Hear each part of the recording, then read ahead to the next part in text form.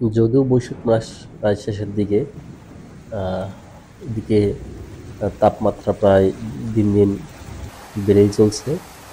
তার মধ্যে আজকে সকাল থেকেই মনে হচ্ছিল যেন আবহাওয়াটা ঠান্ডা, বৃষ্টি হালকা বৃষ্টি পড়ছিল সকাল থেকেই। কিন্তু হঠাৎ করেই এরকম কালবৈশাখী ঝড় শুরু হবে তা আশা করিনি। তো যার কারণেই খুব দ্রুত অফিসে চলে আসছিলাম। আর অফিসে এসেই পড়তে হয়েছে ভয়াবহ পরিস্থিতির সামনে। এখন কিছুটা কম, আপনারা দেখতেই পাবেন অল্প কিছুক্ষণের মধ্যেই শুরু হবে কালবৈশাখী ঝড়। আসলেই এই সিজনে এইভাবে হঠাৎ করে যে ঝড় শুরু হবে তা কল্পনাও করা যায়নি। কিন্তু শুরু হয়ে গেছে কালবৈশাখী ঝড়। এই ঝড় শুরু হইলে, মূলত বৃষ্টি শুরু হইলেই মনে পড়ে যায় সেই ছোট সময়ের কথা, যখন বৃষ্টি হইলেই সকলেই দল বেঁধে ফুটবল খেলায় নেমে পড়তাম। যদিও তখন বজ্রপাত ওইভাবে হয়নি। যতই বৃষ্টি হয়েছে বজ্রপাতের পরিমাণটা মনে হচ্ছে ওই সময় কমই ছিল। আমি বেশিরভাগ সময় মাঠেই পড়ে থাকতাম।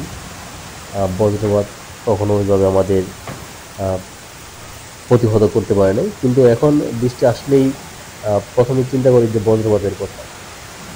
আর এখন তার বজ্রপাত মনে হচ্ছে পূর্বের থেকে অনেক শক্তিশালী, যার কারণে এই বজ্রপাতে বাইর হওয়ার সাহস পাচ্ছি না।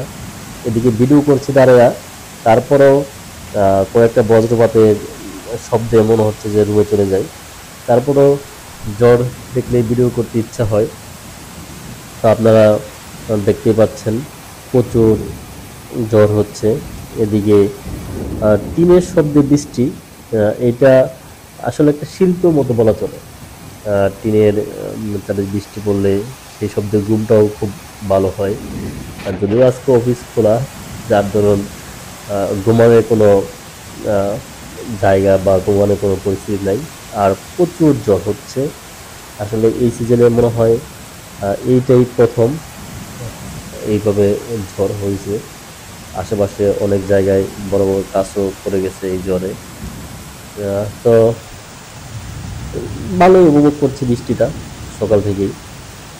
কিন্তু এই উপভোগের মধ্যে মাঝে মাঝে ভয় হচ্ছে যে পরিমাণ বজ্রপাত হচ্ছে, হয়তো কোথাও না কোথাও এই বজ্রপাতগুলা পড়ছে, যা জনজীবনে আতঙ্ক সৃষ্টি করছে। তো সর্বোপরি বৃষ্টি ভালোই লাগে। তো সকলকেই এই বৃষ্টিতে সাবধানে থাকার কথা বলবো। ধন্যবাদ সকলকে।